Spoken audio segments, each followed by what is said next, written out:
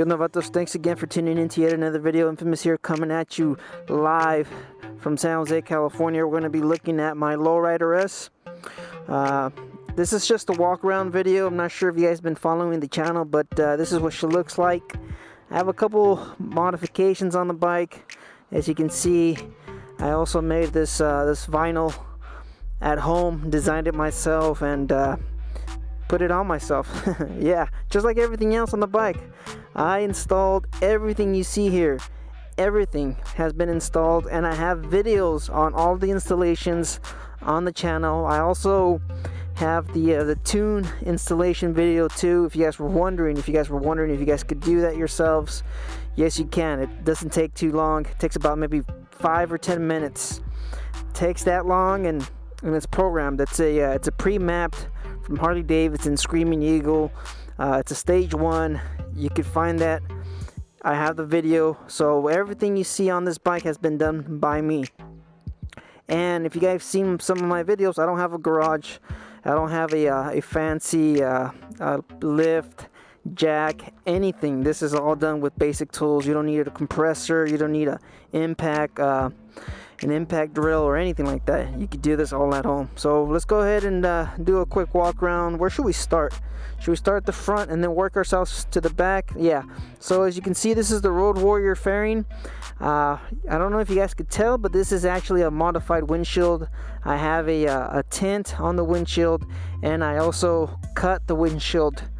I also trimmed about 2 inches from the windshield. It used to be a 15-inch, and because I'm 5'7", the edge of the windshield was actually right there on my line of sight, so I decided to kind of cut it off about 2 inches. Now it sits right below, maybe about 1.5 inches below my line of sight. So it worked out for the better, mainly because when I tried to ship this thing back, it was gonna cost me about $60 just to ship it back, and I just kind of figured, you know what, I'm just gonna trim it myself, save myself the $60, and that's the final product. So it turned out pretty good. You guys go ahead and leave your comments down below. Let me know if you guys think I did a pretty decent job. Like I said, all of this is on the channel. You guys could look at the videos, and I do have a step-by-step when it comes to the windshield. So on to the next thing. If we go up here, you see that I have the hand guards. Those are pretty cool. I think it gives it a very balanced look overall. The windshield covers up my gauges, and we'll get into that next. And it's just the overall look, the feel, just kind of a touring model. As you can see, I have the bigger fairing. I have the saddlebags, and then I have the engine guard. Also have it down there, and that's pretty much just to kind of rest my feet up here. But I'm 5'7", so I can't really reach it. So yes, the handguards, they've been pretty good. They do their job. This mainly just for highway stuff. On to the next part right here. We have the Biltwell. What are these, Alumicores? Yes, they're the Alumicore grips. They've been pretty good. I've had all kinds of Biltwell grips. I'm a fan of the overall style of Biltwell's products. They have that skater type of look, Vans type of look. I've had their Kung Fu grips on my Sportster. I've been a huge fan. I also have Kuryakin grips, but you know what? That's for a separate video. We have a Kraus 10-inch, 1.5 inch pullback ISO kickback risers. This is a 10-inch setup with the stock bars. This is the stock bars, and that's another 3.5 inch in rise. 32 inches overall width, so it gives you good control of the overall bike. With wider bars, you also have some cons. You won't be able to lane split. Here in California, it's legal to lane split. Sometimes I might find myself kind of stuck in between. Usually it's Tahoes, Suburbans, SUVs. Those are the ones when I have one on each side, it's kind of difficult for me to get through because of my wide bars. But that's it doesn't happen too much. But yes, they are a little wide for stock and for this kind of setup, but it gives you a really good control, a real good feel over the bike. I've had narrow bars on my other bikes, and I just prefer having wider bars. You just have a little bit more control over the bike. And on the subject of the risers, back on the risers, the ISOs, this bike doesn't vibrate too much. We have counterbalancers in the M8 Softail. The M8 Softail has been amazing. They have good performance. Everything that Harley-Davidson has done, they've pretty much eliminated all vibrations from this bike. They've actually put a little bit of vibration back into the bike, and there's been people complaining about that. People complain that there isn't enough shake and not enough vibration, but you know what? I'm a fan of what Harley-Davidson has been doing with the Softails. They've brought these bikes into the modern age, even though it still has push rods, but it feels great. So the ISO, you know what? I guess you could say it's not a huge difference when it comes to these Softails. People have been asking if the ISOs risers have been pretty good. Honestly, I can't really tell the difference between the stock 5-inch risers and the 10-inch risers. The only difference is just the overall badass feel of being on this bike. You just have your fists, you know, up in the air like a gorilla, chingon. It's just to kind of change the overall feel of the bike. I just wanted to have my hands up high. Going down from here, as you can see, we have the Plex audio. Now, I needed my tunes. I've been having speakers on just about all my bikes. I've had the Chinese knockoffs. I've had the bullet style ones. I've had the Amazon. I've had just different types of speakers, Bluetooth speakers, regular speakers, amped speakers, and now I have the Plex audio. I've been very happy with this setup. It just fits the overall look of the bike. It's got that club style, outlaw style type of feel, and it just flows in nicely with the fairing and with the windshield. The windshield is a 13-inch, like I mentioned, so you don't really see the Plex audio, and it just flows in nicely. It looks pretty badass with the whole look. And I've always teased that these big old round things kind of remind you of Mia Khalifa, I guess. That's the one I usually put up in the images, in the videos. And then let's head on down here. As you can see, I have the Nightlight auxiliary lamps, and these are connected to my Harley-Davidson stock switch. So if we're doing this, I'll turn the lights on, and they're pretty bright. They're very bright. And I think I had a police officer probably follow me mainly because of the lights. I don't know. Here in California, we have a lot of stupid laws, a lot of stupid policies. So maybe it was something in regards of having these lights. So just be aware, depending on in what state you live, auxiliary lamps are probably not legal. Here in California, they're definitely not legal, but there's a rule between 24 inches and from the ground. You know what? I'm not going to get into it. So moving on down from the lights have been great. They've been amazing. These lights, durability, everything, I haven't had any issues. This is also the bracket from Nightlight. No issues at all. That's been on since I can remember, maybe about 4,000 miles now. And along with the lights, let's go on with the engine guard. This is Harley-Davidson's Mustache engine guard. I mainly got this just so I could throw my feet up here, but after taking it out for a spin, I came to realize, you know what, my legs just don't reach. And I've mentioned that to a lot of different people, and usually if you're probably, I'd say maybe if you're 6 feet or maybe 5'11", you might be able to reach this footrest up here. But other than that, I'll probably have to add another adapter, foot pegs adapter. That's probably what I was trying to avoid, but it's still pretty good. I've actually already dropped the bike, as you can see right here. Lifesaver, complete lifesaver. If you have a bike, any type of bike, you have to get an engine guard on it. Regardless, it's your best investment when you have a bike like this, or any type of bike. Honestly, just get yourself an engine guard. You never want to wish that you wish you had it. It's only about $200. You have some really cool looking ones. Cobra makes some really nice ones, and they're about $180. So if you can get that, out of everything that you're seeing here, just get the engine guard. That's going to save you a huge amount of money.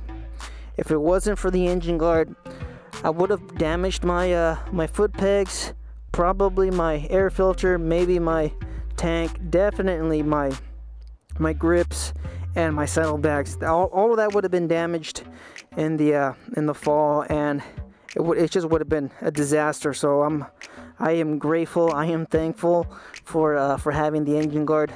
It's much needed, as you can see.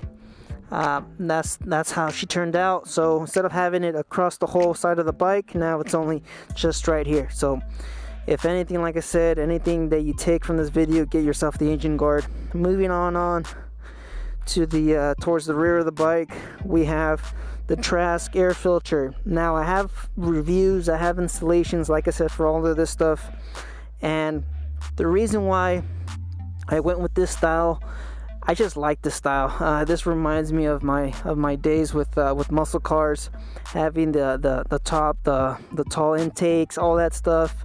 Having that stuff sticking out through the hood, it just looks badass. It's got that American muscle type of look. So that's why I went with this plexiglass throttle. So you can just see through it. You don't really see it when you're on the road or when you're riding, but it's just nice to know that it's there. Like I said, it just looks old school. It looks mean. Some people were wondering about my air filter. How come it's black? Some people, because when you see this stuff, it's new, and I mean, not everybody's gonna know, but when you buy these brand new, there's oil, and that red look to them. That's what they look like from the manufacturer. They come red, and then you could also recharge them with K&N. They have red and black. Some people were just wondering, hey, how did you get your air filter to turn black? The oil, it just evaporates over time, and you don't have to recharge these for probably another maybe 15,000, 20,000 miles. So you could do that. I would just say, you know what, leave it outside if you don't like the red filter. I think it looks, performance-wise, it looks really good. So moving on down to the exhaust, we have the Cobra 2-in-1 exhaust. This exhaust sounds good. It sounds great. Anything other than stock, it's gonna sound great. And the overall performance-wise, I'm not a huge performance guy. If I wanted more performance, I'd probably go stage 2. I just wanted to have that sound and feel of a Harley-Davidson. And you can't have a Harley-Davidson. There's no way you can have a Harley-Davidson and keep the stock exhaust. You just can't. You have to get yourself some real pipes. On that note, like I said, we do have a tuner on this bike, and it doesn't give you huge gains. All right, let's be honest. This is a 50 state legal tuner. All right, so Harley-Davidson is complying with CARB, California Air Resources Board. They're pretty much limited on what they can do. I always say it's a mild performance gain when you go original manufacturer equipment performance parts. It's a mild performance compared to where you could probably go S&S or one of those other aftermarket parts, an aftermarket tuner or something else. You will void your warranty, but you are going to get what you pay for. You are going to get that performance. And if you're going Screaming Eagle or whatever, not to get off the topic too much, but if you're going warranty route, you're going to have to get the dealer manufacturer, the dealer service shop to put on most of these parts. So if anything over the stage 1, you are going to have to go through a dealership to kind of keep your warranty. So I always say, you know what, if you're going to keep your warranty and you're looking at extended service plans and everything else, you pretty much can't touch your bike. You can't do anything to it. You have to let the dealership do that for you. But anyways, moving on up or down, we have the Saddlemen step-up seat. This took about 1,500 miles to break in. Now she feels amazing. As I said in that other video, if you're looking at more of a softer feel, you probably do not want to go tuck and roll. You might want to go a basic finish, a basic style, or have this diamond stitch pattern on the back and the front, or whatever you're looking at. Whatever style you're looking at, you could do whatever style you want. But if you want a softer seat from the get-go, then you probably want to do or you probably don't want to do tuck and roll. But I really like the overall look of it.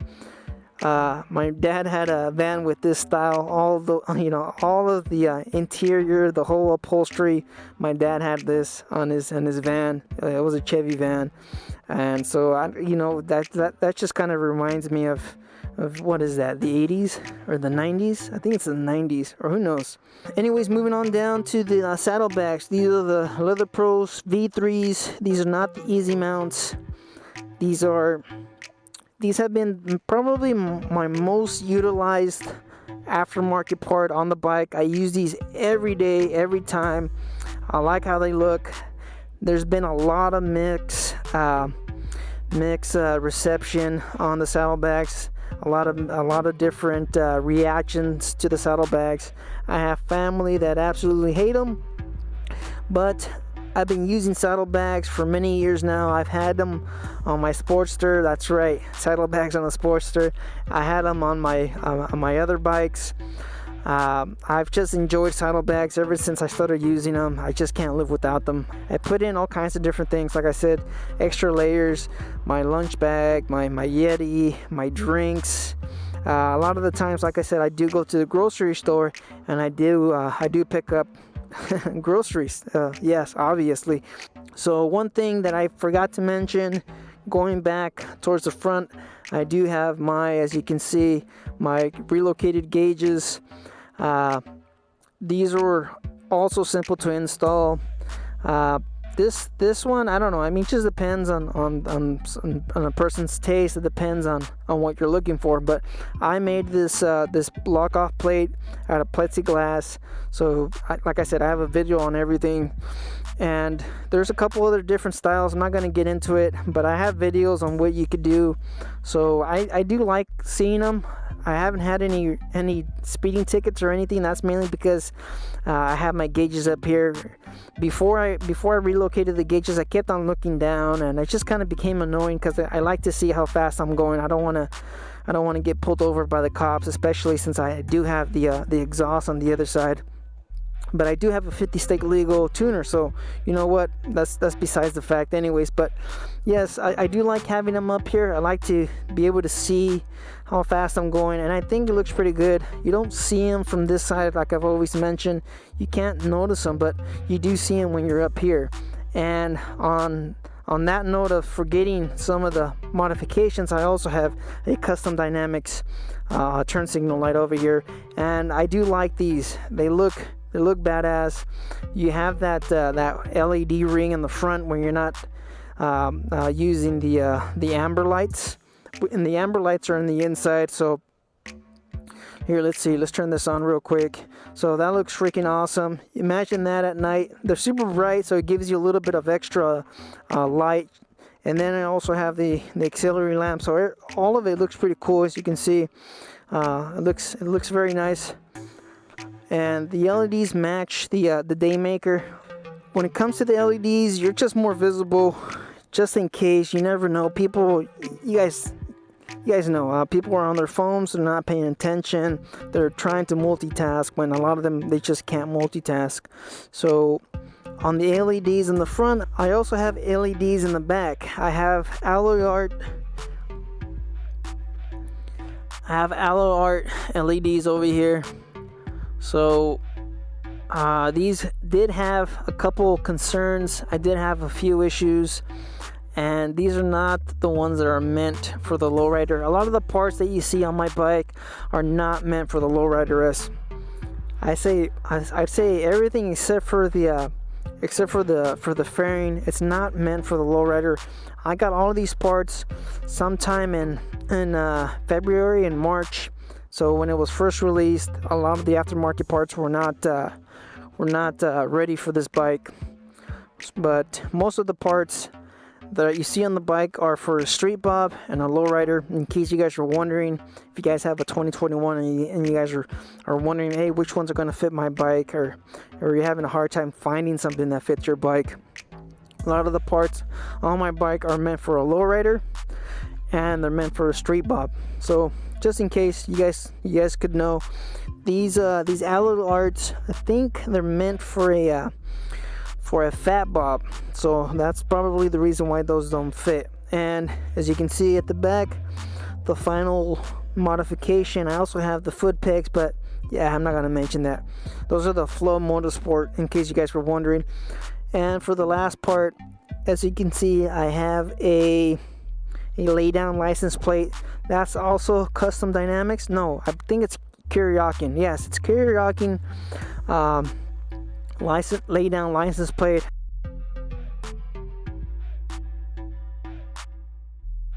A lot of people in the Facebook group, they do recommend putting a taller shock over comfort. I mean, for comfort and for a lean angle, just so you can buy yourself a little bit more real estate. Because on this, it doesn't take it doesn't take too much. It doesn't take too much to scrape your exhaust on this bike. So the lean angle, a few people have mentioned, it's just not enough. I like to take it easy. I don't like to push the bike too much, but as you can see from the scrapes down there, you don't have to push this bike too much for you to kind of start mating the asphalt. So I think that's it. That's the overall look of the bike. I'm gonna give you guys one more walk around, future maybe modifications that I'm looking at. It's just the suspension. I want to get an air ride Legends, just because, like I said, I don't want to be able, I still want to be able to flat foot the bike. Performance wise, I'm satisfied. I don't need any more power. Some people have mentioned stage 2, stage 3, stage 4, you're looking at probably 30 miles per gallon. So I like to keep my miles per gallon higher, mainly because here in California you're looking at about $5 per gallon, and then with the inflation and everything that's been going on, we'll probably look at higher prices. And I'm not anti-corporate, but it's about time they start paying their fair share. Another issue with the Harley-Davidson, of course, the brakes they're not deemed worthy of a $20,000 price tag, so that might be the next thing on the list. Put on some decent brakes, some brakes that actually work, because the ones that you get from Harley-Davidson are just complete garbage. So I'll probably look at doing the pads first, and then I'll probably look at doing the rotors, mainly because they're super expensive. The ones I'm looking at are the Lindell disc rotors.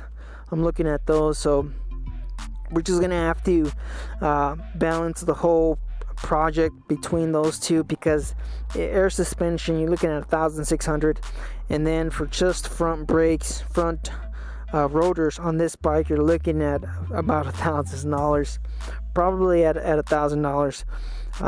Somebody else on Instagram, I do follow them, they had an order sheet, and I believe they paid somewhere around $1,600 for the rear and the front on the same bike. So just stuff that I'm looking at, that I'm considering, the suspension and the brakes. But I think this is pretty much it.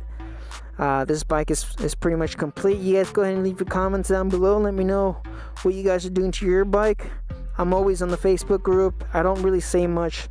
I do stop in from time to time, and I just like seeing what you guys are doing.